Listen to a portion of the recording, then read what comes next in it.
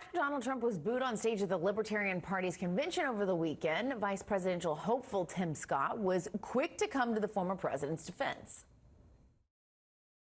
Well, I saw a wave of red hats at the Libertarian convention. Donald Trump's popularity continues to increase. Now, a new potential candidate for Trump's running mate is emerging. The New York Times reporting Republican Senator Tom Cotton of Arkansas has risen to the top of Trump's VP shortlist.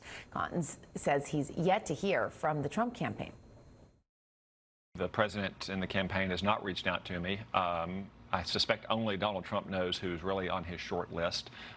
When we do talk, we talk about what it's going to take to win this election in November, to elect President Trump to another term in the White House and elect a Republican Congress.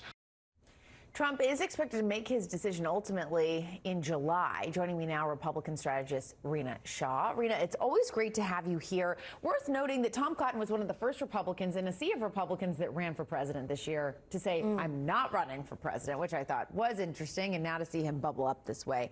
But more generally, as we look at a potential VP for Trump, who do you think that might be, and what is the significance or insignificance of their role? Well, Cotton is in that column of not running for president, but certainly open to VP.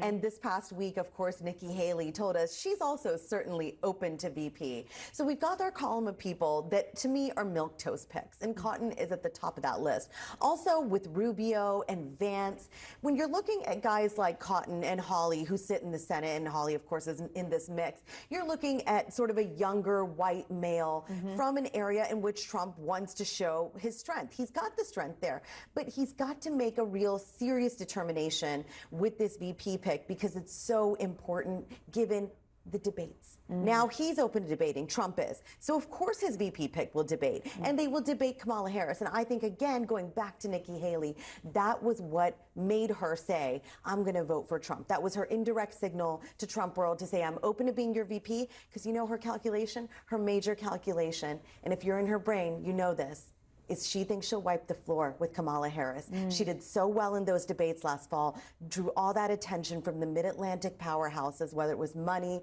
or power, and now she thinks she can do it again for Trump. And she also thinks she'll outlast Trump. So this is what we're looking at. I don't think it'll be a male. I think it will be a female, because he knows he has to win women back. And if it's not a female, then what about black men? Another demographic that they're targeting right now.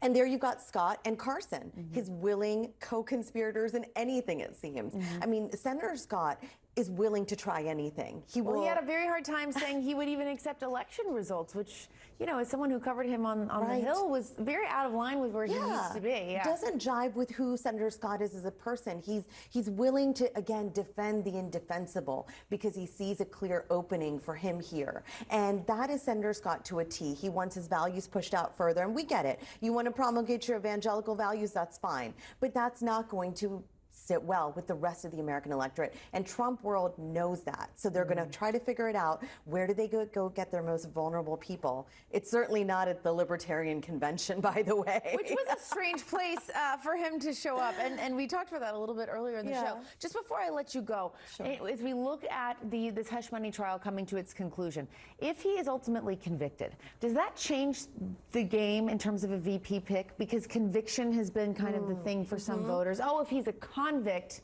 maybe I waffle. Some of these independent voters, not people that are with Trump no matter what. Well, the politics here is deep, so you got to sit with me for a second. The appearance at the Libertarian convention asking them, when he hadn't even submitted nominating papers, to nominate him, tells you just how desperate he is. Tells you that he thinks a conviction embattles him so badly with the Republican Party that he's out there figuring out what other path he can get to the presidency.